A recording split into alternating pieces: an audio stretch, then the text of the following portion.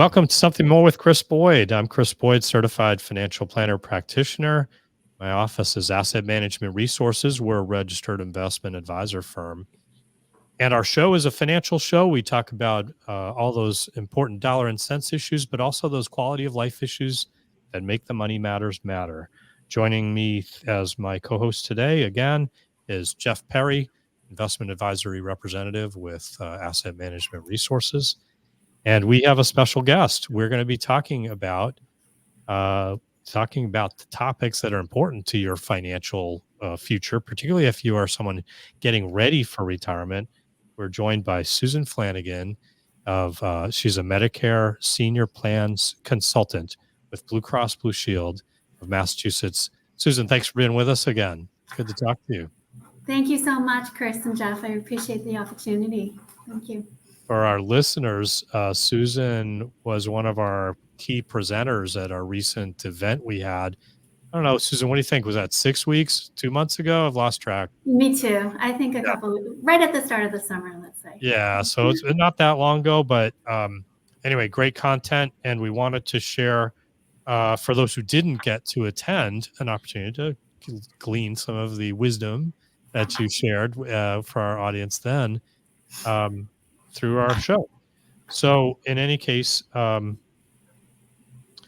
Susan, let's talk a little bit about Medicare. And to start us off, maybe you can kind of give us a little bit of what is Medicare and who is eligible for it.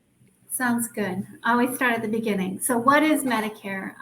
Medicare is health insurance provided by the federal government. It's really broken down into two parts. We have Medicare Part A, Medicare Part B. Part A, when you think about Part A, what you want to think about is it's a hospitalization in skilled nursing, and that's premium free if you worked in the system, paid into Social Security, or spouse did.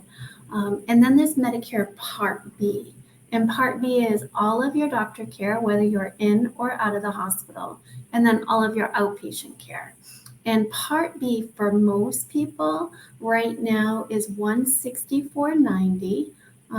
That's the monthly premium. And if somebody was collecting, they would take that out of their Social Security check. If you're not collecting, you would work it out with Social Security to pay that premium.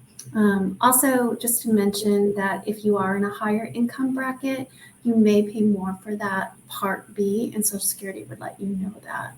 So that's a very high-level overview of A and B. We can certainly go more into that later, but sure. Regarding your other question of who's eligible, was that it, Chris? Yeah, exactly. So to be eligible, Medicare is for anybody age 65 and older, that what we say is paid 40 quarters, or their spouse has paid 40 quarters. That's almost like 10 years of working for Medicare or certain people with disabilities. So possible if you're eligible for, what is it, Social Security disability that you have to be qualified to be eligible for to qualify for Medicare? Typically, so if you're on disability, it's 24 months of being on disability, and then you would qualify for Medicare. There's a few conditions that would really kick in right away, but for the most part, it's the 24 months of disability. And it's difficult to actually become eligible for Social Security disability, as it's really intended for people permanently disabled. Mm-hmm. So not everyone's going to be eligible for that. When it comes to the 40 quarters, worth talking about for a minute. So most people, to become eligible for Social Security benefits, you have to have 40 quarters of contributions to the FICA tax, system, mm-hmm. that your wages that get taxed. But we definitely have other people who work in the public sector who oftentimes are not contributing to the Social Security system. Mm-hmm. Does that mean they are not generally eligible for Medicare services?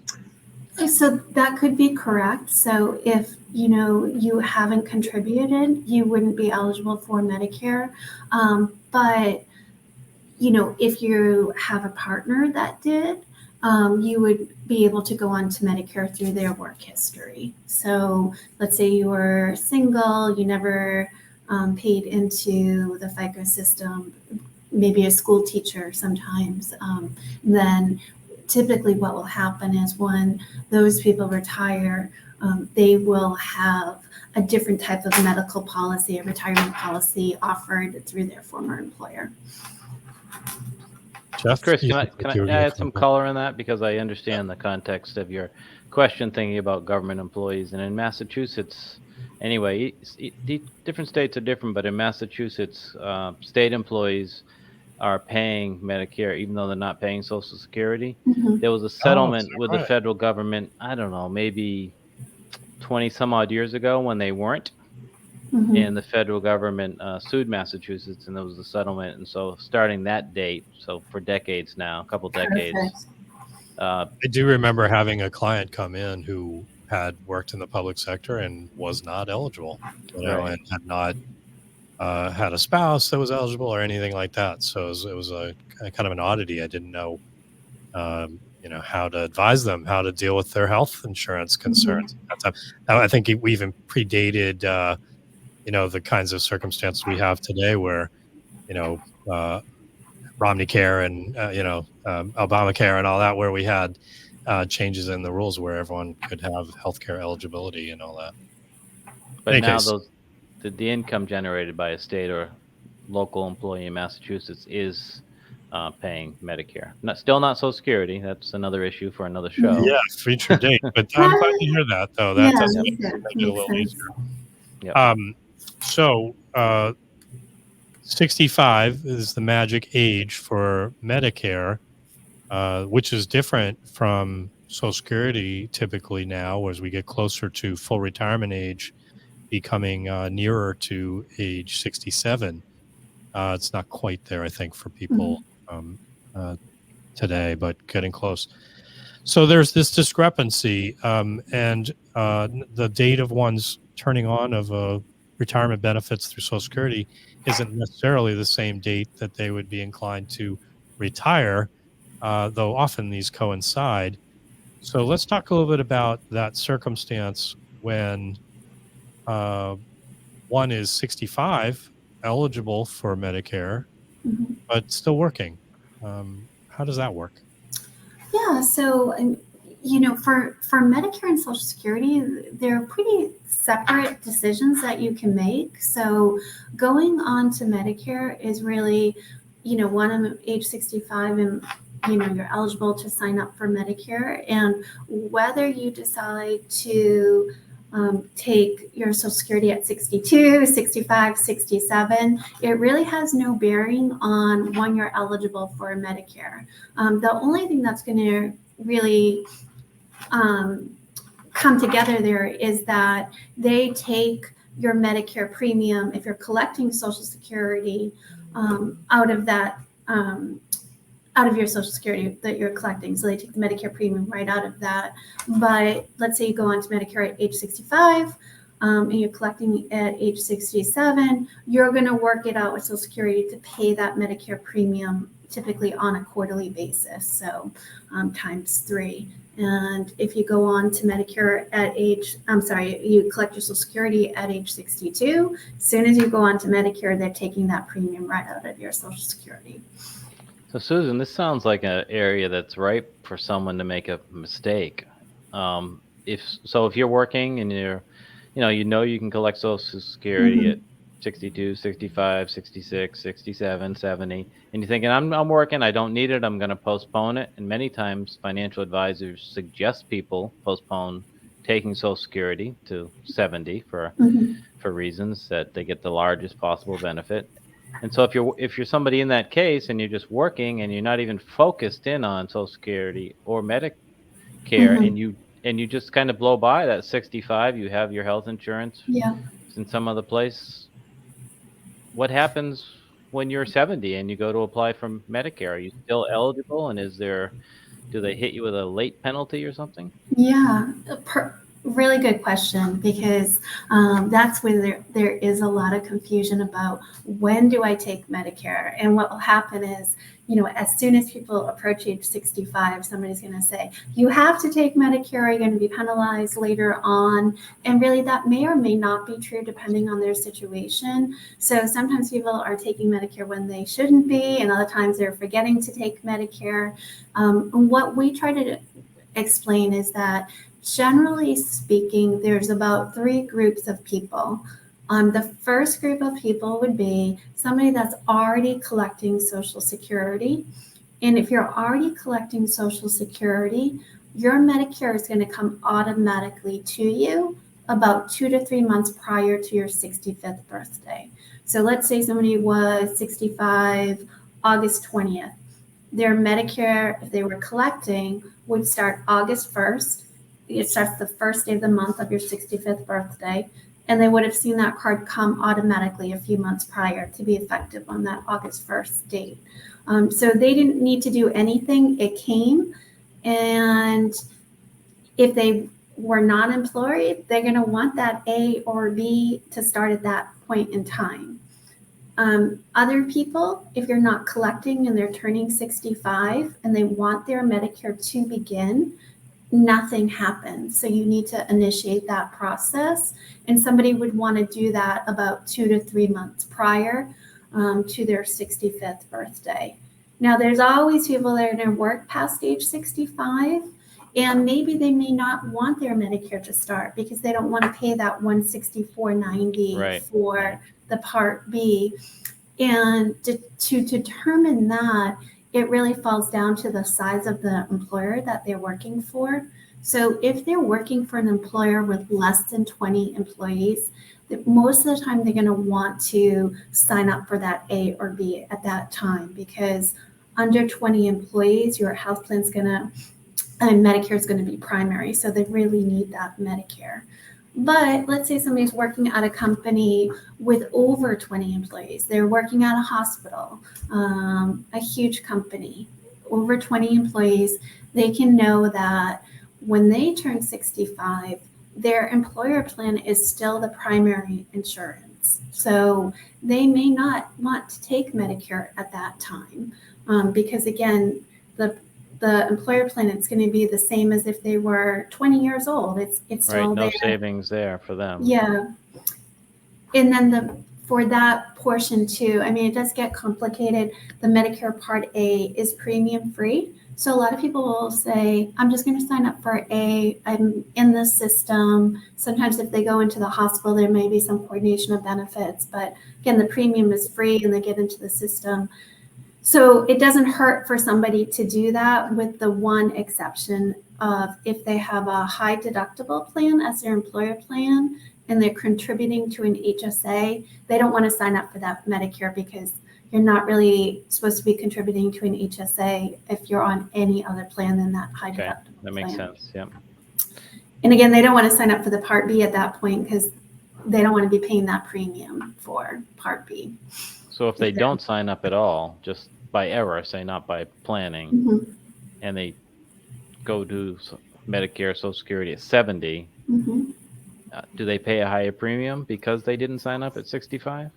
So if they were not actively working at a company with 20 or more employees, or their spouse was actively working and they didn't sign up, they would be penalized. It's a 10% penalty every 12-month period you didn't take Medicare.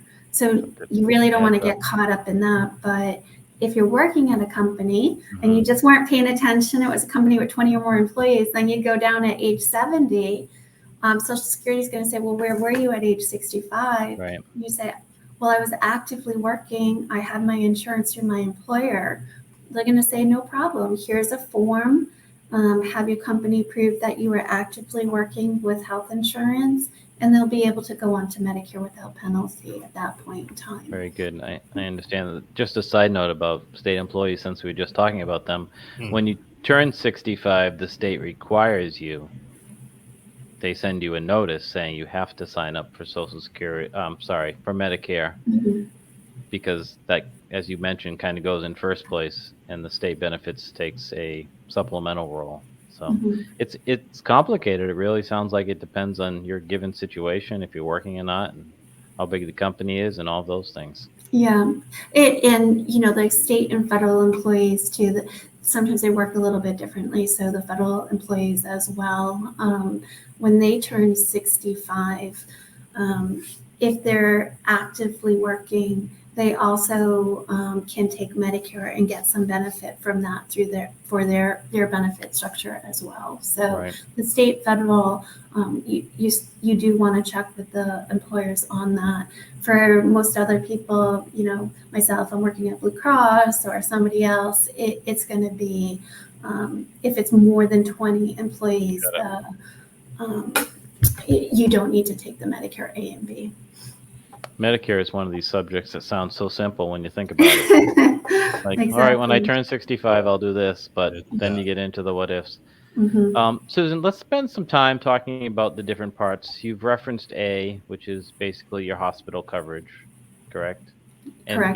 B is your physician coverage. Is that a broad Mhm. term to use, inside or outside of the hospital? Yep. We hear about D and C and different other plans that aren't part of the basic Medicare structure. Could you spend some time telling us about those and how they fit in? Yeah, sure. So as you said, Medicare is always your starting point. So you have Medicare, which is pretty much an 80-20 plan. Medicare covers you 80%. The beneficiary would pay 20%. There's some deductibles. And if you just had Medicare, any doctor, any hospital, it takes Medicare, and most do. So somebody could stop right there and do nothing else. Um, if they have retiree coverage, that would be a question that they want to ask before they leave an employer. Hey, I'm leaving. Do I have any retiree coverage for medical that you offer? And if they do, generally people are going to choose from what the employer is offering them because you're paying a portion of that premium. It's a benefit of working, and so you don't want to. You want to always check that, because usually if you don't take it when you're leaving employer coverage, you can't get it back. So that's the first step. But for most people, when they're leaving or turning 65, they don't have coverage through a former employer. So it kind of goes back to what you say, Jeff, like, well, what are the plans that I'm going to buy? And there's two distinct pathways for somebody to go down. One pathway is called Medicare supplement plans, which are plans that just pick up that 20% where Medicare left behind. They don't add prescription drug coverage. So if you're going down that pathway, you're going to buy a separate plan for prescription drugs called Part D. So we've got A and B, which is your regular Medicare. You Right. can stop there. If you want to fill in those gaps, you buy what we call a supplement plan, and then you would need drug coverage, one pathway. And then to confuse matters, we've got this other letter on the other pathway, one way or the other, called Medicare Part C, or Medicare Advantage plans is another term for it. And those are really the HMOs and the PPOs. So more familiar for people, all in one coverage, medical prescriptions in one, some extra benefits, money towards classes, maybe money towards dental, typically lower monthly premiums, but you pay some co-payments and costs along the way. Those sound like the ones that we see constantly advertised with Those all the are the ones you see constantly with all advertised. the celebrities telling us why we should switch to this one or Mhm. that one, and Yeah, it can get really confusing for seniors, at this point, over 65, yeah. and deciding which is the right one. How should people approach the decision? Like, what's it must be very individualized.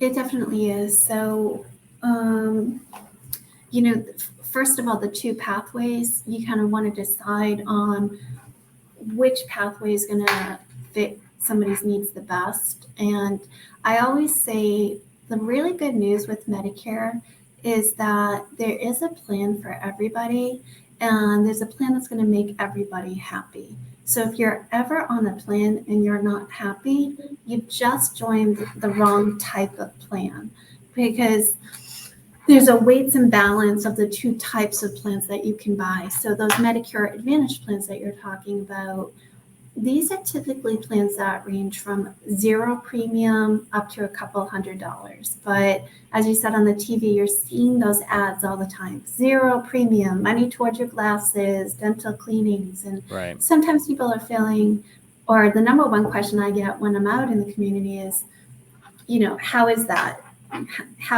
Is that this real or a scam? And it's I not. can see why they ask that question. Yeah, of How can course. it be a zero premium and have all these benefits? Exactly.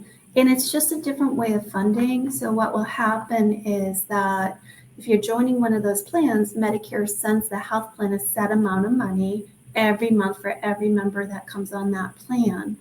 And so now when they go to the doctors or the hospitals, they just show their one healthcare card. They still need to pay Medicare. They still, that $164.90, they still have Medicare, but you need to put that card away and just show you one healthcare card.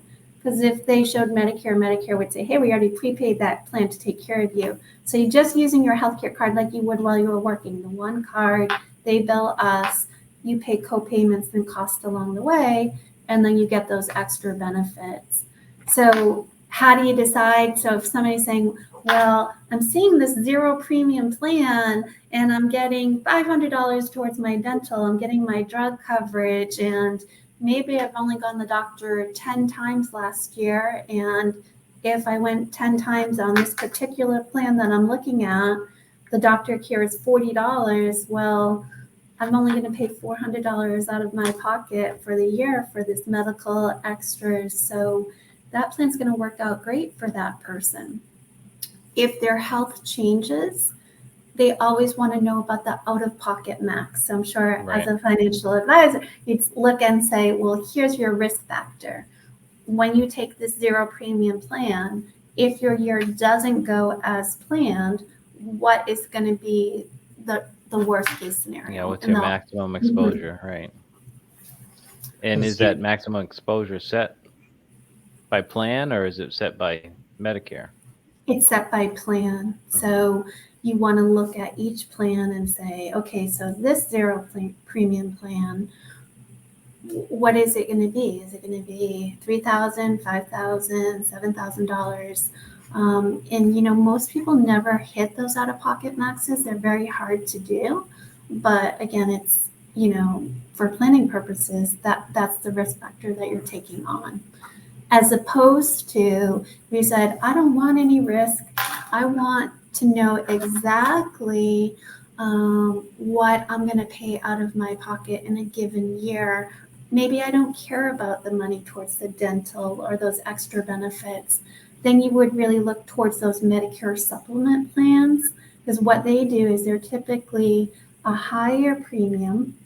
Medicare is your primary insurance. And those plans just follow along and you pick up where Medicare left off. So there's really no co-payment. So somebody that says, you know what, I'm going through chemotherapy, radiation, MRIs. I don't want to deal with a co-payment. I don't care about this money towards the dental. A supplement plan, some people can pay. An average premium of a plan would be around $200 something a month, and say, I'm going to pay $200 a month, go to any doctor I want, pick up where Medicare left off, and yes, I'll buy my own prescription drug plan. I'm not worried about my glasses. So there's always this weights and balance of what you're looking for. But again, at the end of the day, there really is going to, once you do the work to find these plans and look at them, there's going to be a plan that meets everyone's needs. You mentioned the idea that supplemental plans. I wanted to mention sometimes these are also called Medigap for people who may have heard that term. That's interesting to know that the premium is that per person. That average. So if you're a couple, you'd have twice that. You got it. Yeah. So it's per person per month, that premium. And every company would have a different premium. They're just kind of giving a range, a starting range. Yeah. But, well, with that in mind, the different plans in Massachusetts is a little different from some other states in the level of complexity of all the different offerings that they offer. We're a little more streamlined. Is that correct? That is correct. So, for something from Massachusetts, our Medigap, Medicare supplement plans, they're regulated by the Division of Insurance in Massachusetts. So no matter which company that you go to, you'll have this minimum standard of benefits that they offer. And we only have 3 plans as compared to the rest of the country. They work off of a system of the alphabet A through N, so a lot more choices. But Massachusetts really is a much more simplified process to choose from, which is great. Yeah, that's a little easier. I mean, there's because some of the differences are pretty modest nuances in the different choices that you might get, right? You got it. Yeah. I think the idea of this choice between the Part C, which is more the HMO, PPO, maybe sort of a gatekeeper model where you have a primary physician that you deal with and they decide whether you need testing or not type of thing, versus the A and B approach where you've got sort of an open architecture. I can go to whoever I want to by my choice kind of a thing. Mm-hmm. That may come down to how healthy are you? What are your ailments? Maybe some considerations. I thought you might touch on uh, things like Shine Sure. and when people could change, because health conditions could change. How freely can one move from one plan to another plan? Mm-hmm. Yeah, so just to touch on that a little bit, Chris, on the network on the Medicare Advantage plans first. So we do find many people saying, "Oh, I don't want to touch a Medicare Advantage plan. I want to be able to go wherever I want without a referral." And they kind of gravitate towards those Medigap, Medicare supplement plans, which is fine if that's the type of plan that they want. But when you're in that Medicare Part C or Medicare Advantage arena, yes, in HMO, you need to stay in a network and get the referrals, but a PPO, Gives you more flexibility. preferred provider organization, yeah. If somebody wants a Medicare Advantage plan, I would say don't be afraid to look at a PPO if you're in that mindset. Well, I want to go wherever I want. A PPO, you don't need a referral, so there is an in-network portion to it, but the in-network just means you pay a little bit less when you see those doctors. You still don't need that referral. And going outside of the PPO, the out-of-network, that means you're just going to any Medicare provider. So, if you say, I like the PPO, I like the Medicare Advantage, but I want to go wherever I want, you still can do that with a PPO. So and is that generally less costly at least in terms of the monthly premium to deal with the PPO, say, for example? Yeah, you would think so, but with Medicare, everything's kind of upside down. Yeah, we have at Blue Cross, we have 4 HMOs, 3 PPOs, and the PPO, like we have a 0 PPO and a 0 HMO, a 0 premium. So, and like other carriers will too. So I wouldn't automatically X out a PPO because they're really, at this point, they're really some of the most popular plans that people are joining. So by membership, sometimes those plans, you'd be surprised at the premium of them. So, Terrific. Yeah. Mentioned the idea of Shine as a tool because when it comes to trying to navigate this, it can be really overwhelming, right? Where do I begin? Which plan's right for me? How do I determine? Maybe I'm sure that you all offer counsel at different vendors, different providers, but there are also some resources that can be helpful, taking into account your prescriptions and so forth. Yeah, so there's lots of great resources out there. You're never alone in this journey, I would say, on Medicare. So my first suggestion is, as you're approaching Medicare, learn about the basics, as we were talking about. What's Medicare? What are those pathways? And then once you have that base knowledge, then you can look at the product information. So some of the resources first are Medicare.gov. And that's a great resource to go online. You can call Medicare. Shine which is serving health information needs of everyone on Medicare. And you can call your local council on aging center and ask to make an appointment with a Shine counselor. They'll sit down with you one-on-one. They'll help you understand the basics. And also, if you're ready to enroll, they know all of the health plans out there. They're unbiased. So a great resource for people to really get that one-on-one education. And then the health plans. I mean, Blue Cross, you can call us. If you're looking at a different carrier, you can call them. We all have resources on our websites for educational and product information.